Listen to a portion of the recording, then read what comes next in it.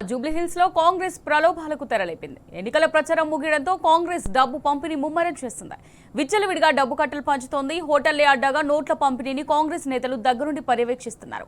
ఓటుకు 5,000 రూపాయలంటూ పంచుతున్నారు. ఓటమి భయంతో నిలువెల్లా వణికిపోతున్న రేవంత్ రెడ్డి కరెన్సీ కట్టలిచ్చి కార్యకర్తలను తోలాడు. నోట్లతో ఓట్లు కొనే నీచ కుతంత్రానికి తెరలేపాడు. ప్రజాస్వామ్యయుతంగా జరగాల్సిన ఎన్నికల ప్రక్రియను మనీ పాలిటిక్స్ గా మార్చేస్తోంది కాంగ్రెస్ పార్టీ.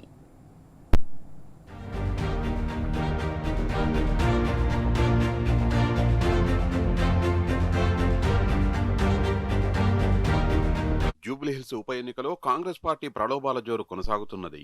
కాంగ్రెస్ అభ్యర్థి నవీన్ యాదవ్, అతడి అనుచరులు యథేచ్ఛగా రెచ్చిపోతున్నారు. తమదైన మార్కు ప్రలోభాలు, బెదిరింపులకు పాల్పడుతున్నారు. బస్తీల్లో డబ్బులు పంపిణీ చేస్తూ ఓటు వేయాలని కోరుతున్నారు. ఇందుకు సంబంధించిన దృశ్యాలు, ఫోటోలు సోషల్ మీడియాలో చక్కర్లు కొడుతున్నాయి. బీఆర్ఎస్ నేతలు కూడా ఇందుకు సంబంధించిన ఆధారాలను కూడా ఈసీకి సమర్పిస్తున్నారు. పోలీసులకు సమాచారం ఇస్తున్నారు. అయినా ఈసీ గాని, పోలీసులు గాని కీలక వ్యక్తులపై చర్యలు తీసుకోవడం లేదు. చూసి చూడనట్టు వ్యవహరించాలని పైనుంచి ఆర్డర్స్ ఉన్నాయని కొందరు పోలీసులు అధికారులు విశ్వసనీయంగా చెప్తున్నారు.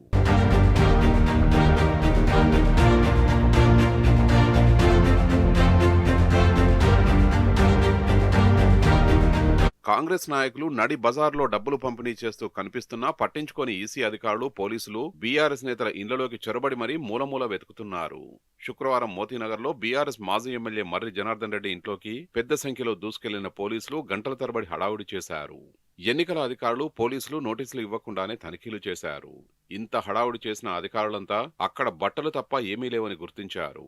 ఆకాశరామన్నల సమాచారంతో రెచ్చిపోయే అధికారులు డబ్బుల పంపిణీకి పక్కా ఆధారాలున్నా ఘటనలపై తీసుకున్న చర్యలేంటని ప్రజలు ప్రశ్నిస్తున్నారు.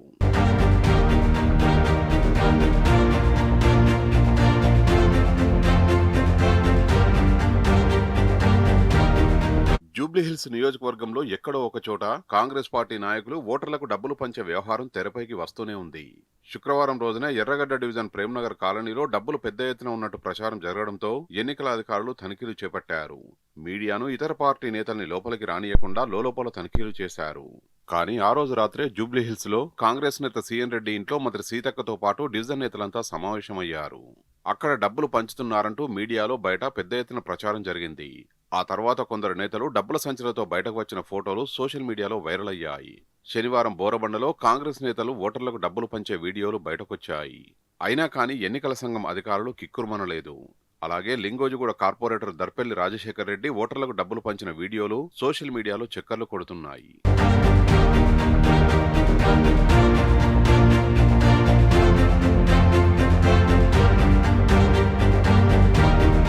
రహమత్నగర్లో జీహెచ్ఎంసీ కార్పొరేటర్ దర్పెల్లి రాజశేఖర్ రెడ్డి బహిరంగంగానే డబ్బులు పంచారు.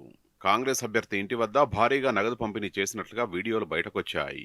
ఎల్లారెడ్డిగూడలో కాంగ్రెస్ స్థానిక నేతలు ఓటర్ల ఇండ్లకు వెళ్లి డబ్బులు, చీరలు పంచారు. ఎర్రగడ్డలో హోటల్ పాలకులో కాంగ్రెస్ నేతలు డబ్బులు పంపిణీ చేస్తుంటే పోలీసులకు సమాచారం అందింది. దీంతో 11 మంది చోటా నాయకుల్ని, కార్యకర్తల్ని అరెస్టు చేశారు. అప్పటికే డబ్బుల పంపిణీ పూర్తయినట్టు తెలిసింది. ఓటమి భయంతో కాంగ్రెస్ చేస్తున్న ప్రలోభాలకు ఎన్నికల సంఘం, పోలీసులు ఎలాంటి చర్యలు తీసుకోకపోవడం అధికార దుర్వినియోగం స్పష్టంగా కనిపిస్తున్నదని నెటిజన్లు విమర్శిస్తున్నారు. బీఆర్ఎస్ పై వేధింపులకు పాల్పడుతూ కాంగ్రెస్ పై తూతూ మంత్రం చర్యలు తీసుకోవడం దారుణమని విమర్శలు వెల్లువెత్తుతున్నాయి.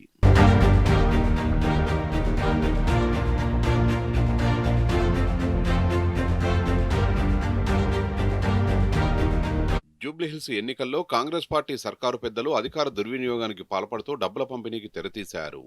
ఓటమి భయంతో చివరి అస్త్రంగా ప్రజలకు డబ్బులు ఎర్రచూపుతున్నారు. ఓటుకు 2,500 రూపాయల నుంచి 5,000 రూపాయల వరకు పంపిణీ చేస్తున్నారు. ఓటర్లకు డబ్బులు ఇస్తున్న వీడియోలు సోషల్ మీడియాలో వైరల్ గా మారాయి. కాంగ్రెస్ అభ్యర్థి నవీన్ యాదవ్ అనుచరులు బీఆర్ఎస్ నాయకులపై దాడులు చేస్తూ ఓటర్లను ప్రలోభాలకు గురిచేస్తున్నారు. నవీన్ యాదవ్ ఇంటి వద్ద కూడా పెద్ద ఎత్తున ప్రజలు గుమిగూడిన వీడియోలో కనిపిస్తున్నా అధికారులు పట్టించుకోకపోవడంపై విమర్శలు వ్యక్తమవుతున్నాయి.